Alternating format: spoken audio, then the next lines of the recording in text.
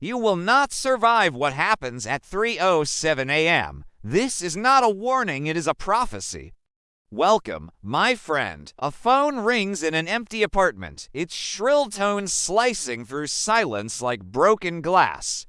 The digital clock on the nightstand blinks 3:06 in blood-red numerals. No one lives here anymore, least of all him.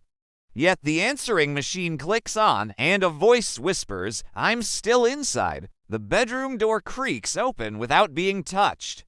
Frost spreads across the mirror, forming words in jagged script. "You promised to stay." A child's laughter echoes from the basement, though the house has no basement. The phone rings again, though it was unplugged weeks ago. On the wall, shadows twist into the shape of a man hanging from the ceiling. The caller ID flashes. Caller unknown. A single footprint, small and bare, appears in the dust on the floorboards. It leads to the closet, where something breathes in slow, wet gasps.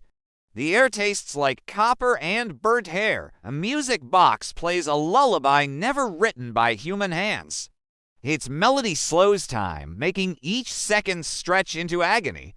The lamp flickers, revealing a girl in a yellow dress standing in the corner. Her eyes are sewn shut with black thread. She mouths words the ears refuse to hear.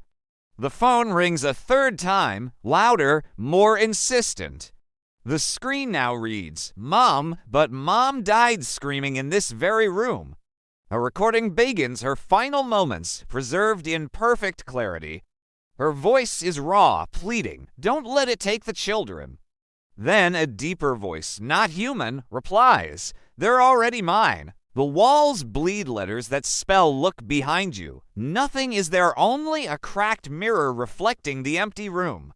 But in the reflection, someone stands behind the bed.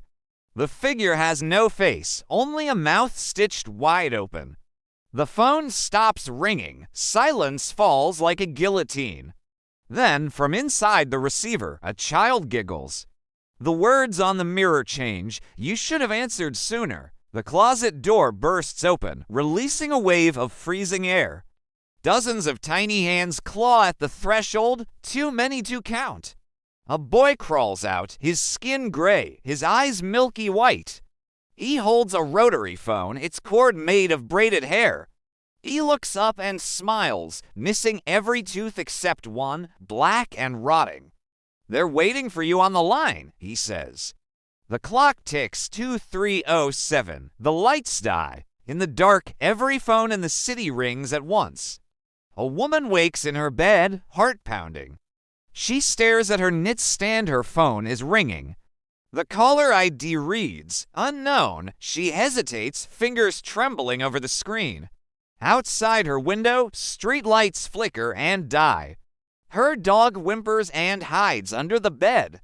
The answering machine in the hallway clicks on. A child's voice sings, "Ring, ring, who's in the box?" She throws the covers off, bare feet hitting cold wood.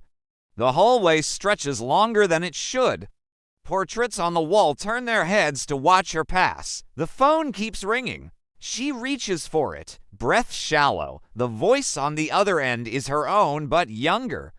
"Don't pick up." It begs. It's not a call. It's a door. The line goes dead. She drops the phone as if burned. From the basement, a rhythmic thumping begins. Thump, thump, thump, like something knocking from inside the walls. She remembers the house has no basement. The front door unlocks itself with a metallic click. A gust of wind slams every window shut at once. Her reflection in the TV screen moves when she doesn't. It points downward, toward the floor. A seam splits across the hardwood, oozing black sludge. Tiny fingers emerge, gripping the edges of the crack. The phone rings again. This time, it's her father's number. He's been dead for 10 years. She answers, unable to stop herself. His voice is wet, gurgling. "They're using our voices." Don't trust the sound. The connection cuts.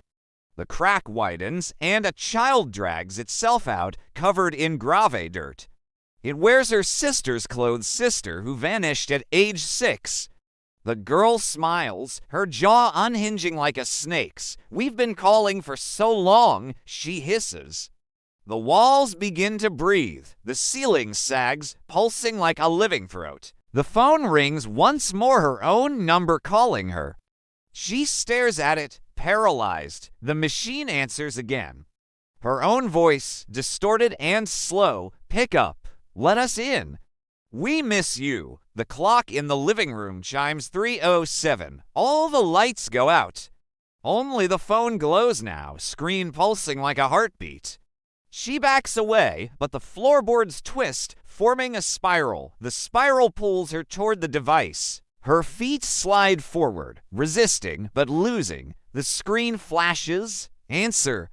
Why, yes. No. She stabs nitrogen monoxide with a shaking thumb. The phone laughs, a chorus of children screaming in unison. The crack in the floor yawns open, revealing a pit of tangled wires and teeth. Voices rise from below, chanting her name in perfect harmony. The portrait of her mother tears itself from the wall and flutters down. It shows her mother screaming, mouth wide, phone pressed to her ear. The eyes in the painting follow her, weeping black tears. The phone rings again this time. It's her voice calling her. She answers out of sheer terror. Her own voice whispers, "You were never supposed to leave the line." Static explodes from the speaker, forming a face.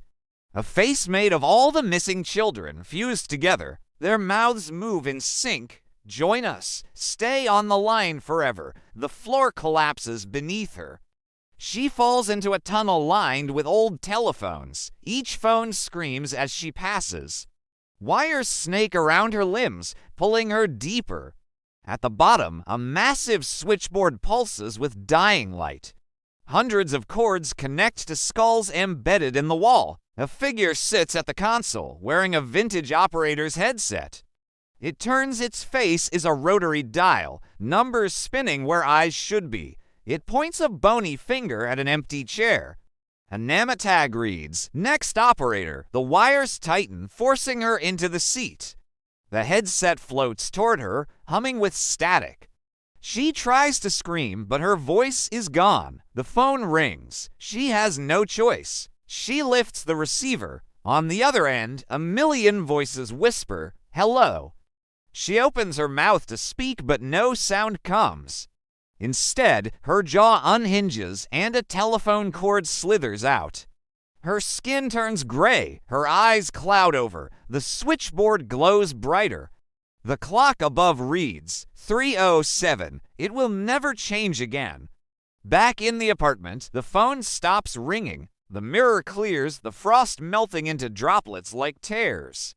The closet door shuts with a soft click. Sunrise bleeds through the curtains. A cleaning woman enters with her key humming.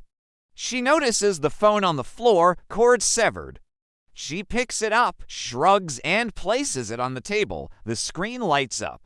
One missed call from you. She frowns, then laughs nervously. She presses call back, just to see what happens. The line rings once, twice, then a child's voice answers, "We've been waiting for you." The clock in the corner ticks 23:06. Her smile fades, the lights dim, and the real call begins.